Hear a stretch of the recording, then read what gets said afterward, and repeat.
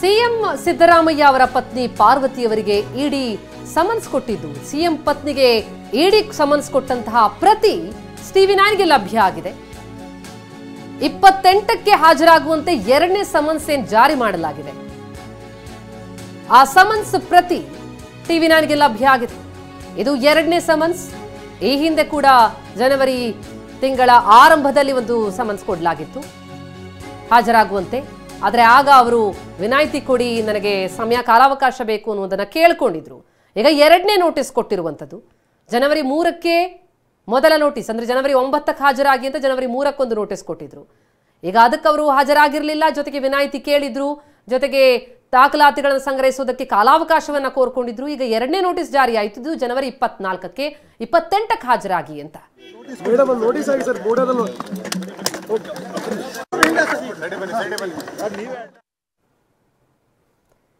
S, ಇದು ಎರಡನೇ notice. ಆ ನೋಟಿಸ್ನ ಪ್ರತಿ ಸಿಎಂ ಪತ್ನಿ ಪಾರ್ವತಿಯವರಿಗೆ ಇಡಿ ಸಮನ್ಸ್ ಕೊಟ್ಟಂತಹ ಆ ಪ್ರತಿ ಟಿವಿ9ಗೆ ಲಭ್ಯ ಆಗಿರುವಂಥದ್ದು.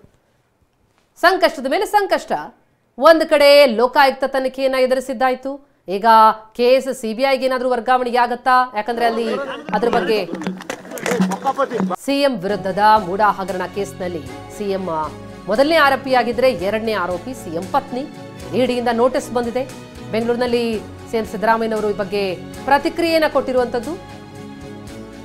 ಹೌದು, ನನ್ನ ಪತ್ನಿಗೆ ಇಡಿಯಿಂದ ನೋಟಿಸ್ ಬಂದಿದೆ ಅಂದಿದ್ದಾರೆ ಸಿದ್ದರಾಮಯ್ಯ.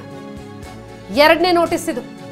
ಜನವರಿ 28ಕ್ಕೆ ಖುದ್ದು ಹಾಜರಾಗಿ ಅಂತ ಹೇಳಿ ಇಡಿಯಿಂದ ಬಂದಿರುವಂತಹ ನೋಟಿಸ್ ಇದು. ಇಡಿ ಈ ಕೇಸ್ನಲ್ಲಿ ವಿಸ್ತೃತವಾಗಿ ವಿಚಾರಣೆಯನ್ನ ನಡೆಸ್ತಾ ಇದೆ. ದಾಳಿಯನ್ನು ನಡೆಸಿ ದಾಖಲಾತಿಗಳ ಪರಿಶೀಲನೆಯನ್ನ ನಡೆಸಿತ್ತು.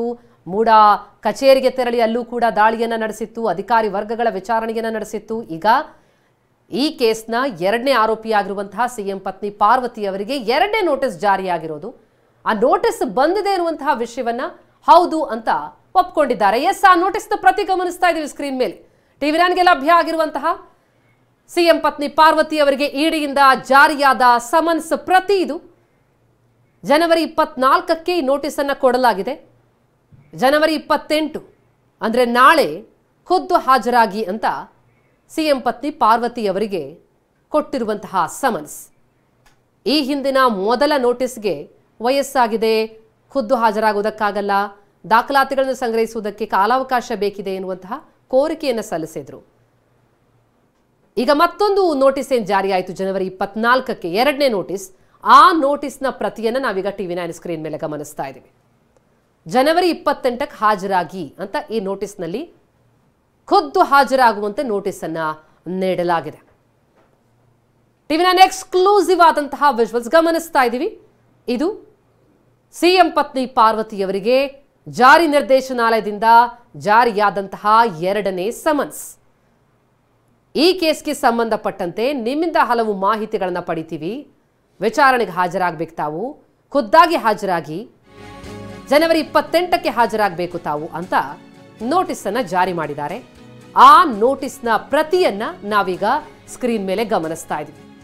ಎಕ್ಸ್ಕ್ಲೂಸಿವ್ ಆದಂತಹ ಮಾಹಿತಿ, ಟಿವಿ9ಗೆ ಲಭ್ಯ ಆಗಿರುವಂತಹ ನೋಟಿಸ್ನ ಪ್ರತಿಯನ್ನ ಗಮನಿಸ್ತಾ ಇದ್ದೀವಿ. ಜನವರಿ 3ಕ್ಕೆ ಮೊದಲು ನೋಟಿಸ್ ಕೊಟ್ಟಿರ್ತಾರೆ, ಜನವರಿ 9ಕ್ಕೆ ಹಾಜರಾಗಿ ಅಂತ. ಆಗ ಅವರು ಹಾಜರಾಗಲ್ಲ, ಅದಕ್ಕೆ ವಿನಾಯಿತಿಯನ್ನ ಕೋರಿರ್ತಾರೆ, ಕಾಲಾವಕಾಶವನ್ನ ಕೋರಿದ್ರು. ಇನ್ನೊಂದು ನೋಟಿಸ್ ಕೊಡ್ತಾರೆ ಜನವರಿ 24ಕ್ಕೆ ಎರಡನೇ ನೋಟಿಸ್ ಅನ್ನ ಕೊಟ್ಟಿರೋದು. ಯಾಕಂದ್ರೆ ಅವರು ಮೊದಲ ನೋಟಿಸ್ ಕೊಟ್ಟಂತಹ ಸಂದರ್ಭದಲ್ಲಿ ಅವರು ಕೇಳ್ಕೊಂಡಿದ್ದು ನನಗೆ 2 ವಾರ ಬೇಕು ದಾಖಲೆಗಳ ಸಂಗ್ರಹಕ್ಕೆ ಅಂತ. ಜನವರಿ 9ರಂದು ಹಾಜರಾಗುವಂತೆ ಪಾರ್ವತಿ ಅವರಿಗೆ ಇಡಿ ಮೊದಲ ನೋಟಿಸ್ ಕೊಟ್ಟಿತ್ತು. ಆದ್ರೆ ಅವರು ವಿನಾಯಿತಿಯನ್ನ ಕೇಳ್ತಾರೆ. ಹಾಗಾಗಿ ಜನವರಿ 24ಕ್ಕೆ ಮತ್ತೊಂದು ನೋಟಿಸ್ ಬರುತ್ತೆ ಇಡಿಯಿಂದ. ಅಂದ್ರೆ ಜನವರಿ 28ಕ್ಕೆ ಖುದ್ದು ಹಾಜರಾಗಬೇಕು ಅಂತ ಸಿಎಂ ಪತ್ನಿಗೆ ನೋಟಿಸ್ ಅನ್ನ ಜಾರಿ ಮಾಡಲಾಗಿದೆ. ಇವತ್ತು 27ನೇ ತಾರೀಕು, ನಾಳೆ 28. ಸಿಎಂ ಪತ್ನಿ ಪಾರ್ವತಿ ಅವರು ನಾಳೆ ಇಡಿ ಮುಂದೆ ಹಾಜರಾಗ್ತಾರಾ? ಇಡಿ ಈಗಾಗಲೇ ಒಂದು ಹಂತದ ತನಿಖೆಯನ್ನ ಪೂರ್ಣಗೊಳಿಸಿದೆ. ಸ್ವತಃ ಸಿಎಂ ಪತ್ನಿ ಎರಡನೇ ಆರೋಪಿಯಾಗಿದ್ದಾರೆ ಈ ಒಂದು ಪ್ರಕರಣದಲ್ಲಿ. ಹೀಗಾಗಿ ಅವರ ವಿಚಾರಣೆ ಕೂಡ ನಡೆಸಬೇಕಾಗಿದೆ. ಹೀಗಾಗಿ ಅವರ ವಿಚಾರಣೆ ನಂತರದಲ್ಲಿ ಇನ್ನಷ್ಟು ಮಾಹಿತಿ ಇಡಿಗೆ ಲಭ್ಯವಾಗುತ್ತೆ. ಈಗ ಮೈಸೂರಿನ ವಿಜಯನಗರದ ಬಡಾವಣೆಯಲ್ಲಿ ಯಾಕೆ ಅವರಿಗೆ ಸೈಟ್ ಅನ್ನ ನೀಡಲಾಯಿತು ಅನ್ನುವಂತಹ ಪ್ರಶ್ನೆ ಇದೆ. ಅದರಲ್ಲೂ 38,284 ಚದರ ಅಡಿಯಷ್ಟು ಜಾಗವನ್ನ ಕೊಡಲಾಗಿದೆ. ಇದು ಮುಡಾ ಆಯುಕ್ತರ ಮೇಲೆ ಅನುಮಾನ ಬರುವಂತೆ ಮಾಡಿತ್ತು. ಹೀಗಾಗಿ ಈ ಒಂದು ಪ್ರಕರಣದಲ್ಲಿ ತನಿಖೆಯನ್ನ ಕೂಡ ಕೈಗೊಳ್ಳಲಾಗಿತ್ತು. ಈಗಾಗಲೇ ಲೋಕಾಯುಕ್ತ ವಿಚಾರಣೆಯನ್ನ ನಡೆಸಿ ತನಿಖಾ ವರದಿಯನ್ನ ಇವತ್ತು ಸಲ್ಲಿಕೆ ಮಾಡಿದೆ. ಎಸ್, ಈ ಬೆಳವಣಿಗೆಗೆ ಸಂಬಂಧಪಟ್ಟಂತೆ ಇನ್ನಷ್ಟು ಡೀಟೇಲ್ಸ್ ಅನ್ನ ಕೊಡ್ತಾ ಹೋಗ್ತಾರೆ ನಮ್ಮ ಪ್ರತಿನಿಧಿ ರಮೇಶ್ ಅವರು ಸಂಪರ್ಕದಲ್ಲಿದ್ದಾರೆ. ರಮೇಶ್, ಮೂಡಾ ಹಗರಣಕ್ಕೆ ಸಂಬಂಧಪಟ್ಟಂತೆ ಭಾರಿ ಮಹತ್ವದ ಬೆಳವಣಿಗೆ ಆಗ್ತಾ ಇರುವಂತದ್ದು. ಒಂದು ಕಡೆ ಸಿಬಿಐ ಅರ್ಜಿ ವಿಚಾರಣೆ ಆಗಬೇಕು ಅನ್ನೋದು, ಮತ್ತೊಂದೆಡೆ ಈಗ ಇನ್ನೊಂದು ನೋಟಿಸ್ ಇಡಿಯಿಂದ ಜಾರಿಯಾಗಿರುವಂತದ್ದು. ಒಟ್ಟಾರೆ ಏನೇನಾಗ್ತಾ ಇದೆ ಬೆಳವಣಿಗೆ ಅಂತ? ಈಗ ಬಹಳ ಮಹತ್ವದ ಬೆಳವಣಿಗೆಯಲ್ಲಿ ಈಗ ಇಡಿ ಒಂದು ಸಮನ್ಸ್ನ ಜಾರಿ ಮಾಡಿದೆ. ಸಿಎಂ ಪತ್ನಿ ಪಾರ್ವತಿ ಮತ್ತೆ ಏನು ಭೈರತಿ ಸುರೇಶ್ ಇಬ್ರಿಗೂ ಕೂಡ ಸಮನ್ಸ್ನ ಜಾರಿ ಮಾಡಿದೆ. ಸಮನ್ಸ್ ಪ್ರಕಾರ ನಾಳೆ ಏನು ಶ್ರೀಮತಿ ಪಾರ್ವತಿ ಅವರು ಇಡಿ ಮುಂದೆ ಹಾಜರಾಗಬೇಕು. ಈ ಹಿಂದೆನೂ ಕೂಡ 3ನೇ ತಾರೀಕು ಅವ್ರಿಗೆ ನೋಟಿಸ್ ಅನ್ನ ಸಮನ್ಸ್ ಅನ್ನ ಕೊಟ್ಟಿದ್ರು. ಅದಕ್ಕೆ ಪ್ರತಿಕ್ರಿಯೆ ಕೊಟ್ಟಿರುವಂತಹ ಪಾರ್ವತಿ ಅವರು, ನಮಗೆ ಕಾಲಾವಕಾಶ ಬೇಕು 2 ವಾರ, ಯಾಕಂದ್ರೆ ದಾಖಲೆಗಳನ್ನ ಸಂಗ್ರಹಿಸಬೇಕು, ಜೊತೆಗೆ ತಮಗೆ ವಯಸ್ಸಾಗಿರೋದ್ರಿಂದ ಖುದ್ದಾಗಿ ಹಾಜರಾಗೋದಕ್ಕೆ ವಿನಾಯಿತಿ ಕೊಡಬೇಕು, ಆ ಮುಖಾಂತರ ನಿಮ್ಗೆ ಬೇಕಾಗಿರುವಂತಹ ದಾಖಲೆಗಳನ್ನ ಕೊಡ್ತೀನಿ ಅಂತೇಳಿ ಮನವಿ ಮಾಡಿದ್ರು. ಆದ್ರೆ ಅಂದ್ರೆ ಇಡಿ ಅವರು ಅದಕ್ಕೆ ಅಂದ್ರೆ ಕಾಲಾವಕಾಶ ಕೊಟ್ಟರು ಕೂಡ ಅವರು ಖುದ್ದಾಗಿ ಹಾಜರಾಗಬೇಕು ಅಂತೇಳಿ 2ನೇ ಸಮನ್ಸ್ ಅನ್ನ 24ನೇ ತಾರೀಕೇನೆ ಕೊಟ್ಟಿದ್ದಾರೆ. ಅದರಂತೆ ಅವರು ನಾಳೆ ಇಡಿ ಮುಂದೆ ಹಾಜರಾಗಬೇಕು. ಈಗ ವಿನಾಯಿತಿ ಕೋರಿ ಅರ್ಜಿಯನ್ನ ಸಲ್ಲಿಸಿದ್ದಾರೆ. ಈಗ ಅವರೇನು ಇಡಿ ಅವರು ಸಮನ್ಸ್ ಕೊಟ್ಟಿದ್ರು ಅದರ ಒಂದು ಪ್ರತಿ ಲಭ್ಯ ಆಗಿದೆ. ಸೊ ಆ ಸಮನ್ಸ್ ನಲ್ಲಿ ಸ್ಪಷ್ಟವಾಗಿ ಹೇಳಲಾಗಿದೆ, ಇದರಲ್ಲಿ PMLA ಆಕ್ಟ್ ಸೆಕ್ಷನ್ 50 ಪ್ರಕಾರ ಅಂದ್ರೆ ಇದೊಂದು ಪ್ರೆಡಿಕೇಟ್ ಅಫೆನ್ಸ್ ಇರುವಂತ ಕೇಸ್, ಅಂದ್ರೆ ತುಂಬಾ ಗಂಭೀರವಾದಂತಹ ಪ್ರಕರಣ ಅಂತ ಪರಿಗಣಿಸೇನೆ ಈಗ ಇಡಿ ಈ ಒಂದು ಸಮನ್ಸ್ ಅನ್ನ ಜಾರಿ ಮಾಡಿದೆ. ಹೀಗಾಗಿ ಇದನ್ನ ಪ್ರಶ್ನೆ ಮಾಡಿ ಈಗ ಹೈಕೋರ್ಟ್ಗೆ ಅರ್ಜಿಯನ್ನ ಸಲ್ಲಿಸಿದ್ದಾರೆ. ಈ ರೀತಿ ಸೆಕ್ಷನ್ 50 ಕೆಳಗಡೆ PMLA ಆಕ್ಟ್ ಕೆಳಗಡೆ ಪ್ರೊಸೀಡ್ಸ್ ಆಫ್ ಕ್ರೈಮ್ ಅಂದ್ರೆ ಅಕ್ರಮ ಒಂದು ಆದಾಯ, ಅಕ್ರಮ ಸಂಪತ್ತಿದೆ ಅನ್ನುವಂತ ಒಂದು ನೆಪದಲ್ಲಿ ಈ ಒಂದು ನೋಟಿಸ್ ಅನ್ನ ಕೊಟ್ಟಿದ್ದಾರೆ. ಹೀಗಾಗಿ ಇದನ್ನ ರದ್ದುಪಡಿಸಬೇಕು ಅಂತ ಹೇಳಿ ಹೈಕೋರ್ಟ್ಗೆ ಮನವಿಯನ್ನ ಮಾಡ್ತಾ ಇದ್ದಾರೆ. ಹೀಗಾಗಿ ಇವತ್ತು ಸಂಜೆ ವಿಚಾರಣೆ ಬರುತ್ತೆ.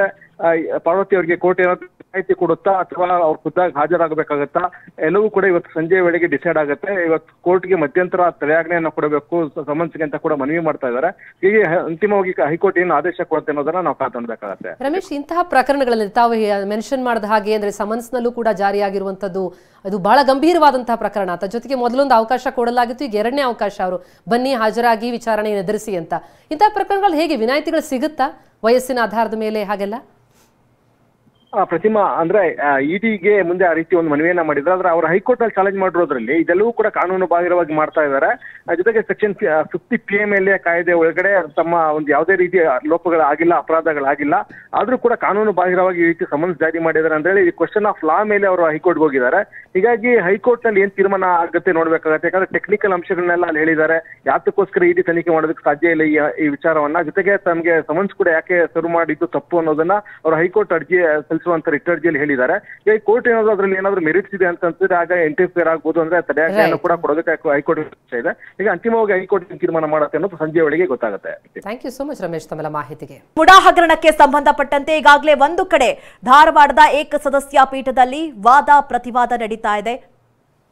ರಿಟ್ ಅರ್ಜಿಯ ವಿಚಾರಣೆ ನಡೀತಾ ಇರುವಂತದ್ದು. ಈ ಒಂದು ಪ್ರಕರಣವನ್ನ ಸಿಬಿಐಗೆ ನೀಡಬೇಕು ಅನ್ನುವಂತಹ ಕುರಿತಂತೆ ಸ್ನೇಹಮಯಿ ಕೃಷ್ಣ ಅವರು ಸಲ್ಲಿಸಿದಂತಹ ಅರ್ಜಿಯ ವಿಚಾರಣೆ ಇವತ್ತು ನಡೀತಾ ಇದೆ. ಇನ್ನೊಂದು ಕಡೆ ಲೋಕಾಯುಕ್ತ ಈವರೆಗೆ ಏನು ತನಿಖೆಯನ್ನ ನಡೆಸಿದೆ ಆ ತನಿಖಾ ವರದಿಯನ್ನ ಕೂಡ ಇವತ್ತು ಕೋರ್ಟ್ಗೆ ಸಲ್ಲಿಸಲಾಗಿರುವಂತದ್ದು. ಇನ್ನೊಂದು ಕಡೆ ಸಿಎಂ ಪತ್ನಿ ಹಾಗೆ ಸಚಿವ ಭೈರತಿ ಸುರೇಶ್ ಅವರಿಗೆ ಇಡಿ ನೋಟಿಸ್ ಅನ್ನ ನೀಡಿರುವಂತದ್ದು.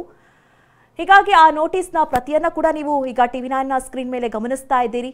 2ನೇ ಬಾರಿಗೆ ಜನವರಿ 28ಕ್ಕೆ ವಿಚಾರಣೆಗೆ ಹಾಜರಾಗಬೇಕು ಅನ್ನುವಂತಹ ಕುರಿತಂತೆ ಇಡಿ ಈಗ ನೋಟಿಸ್ ಅನ್ನ ಜಾರಿ ಮಾಡಿರುವಂತದ್ದು.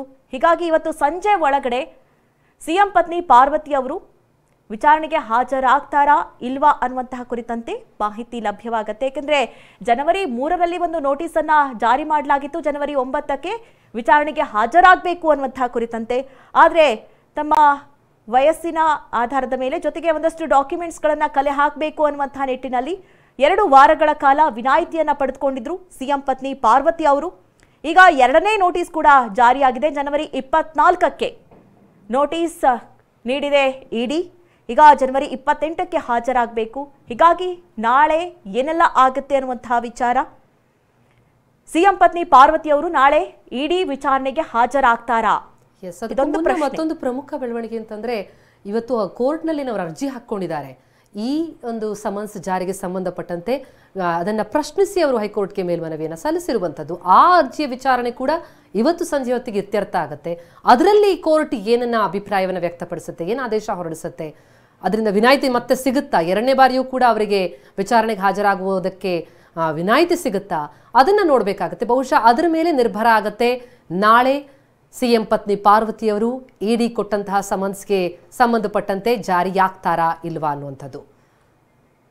ಎಸ್, ಇಡಿ ನೋಟಿಸ್ ನೀಡಿದ್ದನ್ನ ಸಿಎಂ ಕೂಡ ಒಪ್ಕೊಂಡಿದ್ದಾರೆ. ಈಗಾಗಲೇ ಮಾಧ್ಯಮಕ್ಕೆ ಪ್ರತಿಕ್ರಿಯೆ ಕೊಟ್ಟರು. ಎಸ್, ಹೌದು, ನನ್ನ ಪತ್ನಿಗೆ ಇಡಿಯಿಂದ ನೋಟಿಸ್ ಬಂದಿದೆ ಅಂತಂದಿದ್ದಾರೆ. ನಾಳೆ ಅಂದರೆ ಜನವರಿ 28ಕ್ಕೆ ಖುದ್ದು ಹಾಜರಾಗಿ ಅನ್ನುವಂಥದ್ದು ಆ ನೋಟಿಸ್. ನಮ್ಮ ಪ್ರತಿನಿಧಿ ರಮೇಶ್ ಕೂಡ ವಿವರಿಸ್ತಾ ಇದ್ರು ಆ ನೋಟಿಸ್ನಲ್ಲಿ, ಸಮನ್ಸ್ನಲ್ಲಿ ಏನಿದೆ ಅನ್ನೋದನ್ನ. ಅಂದರೆ ಈ ಒಂದು ಹಗರಣ ಇದೆ, ಈ ಒಂದು ಪ್ರಕರಣ ಬಹಳ ಗಂಭೀರವಾದಂತಹ ಪ್ರಕರಣ. ಈ ಹಿನ್ನೆಲೆಯಲ್ಲಿ ತಾವು ಖುದ್ದು ಹಾಜರಾಗಬೇಕಾಗತ್ತೆ. ಈ ಪ್ರಕರಣದಲ್ಲಿ ಎರಡನೇ ಆರೋಪಿಯಾಗಿದ್ದಾರೆ ಸಿಎಂ ಪತ್ನಿ ಪಾರ್ವತಿಯವರು.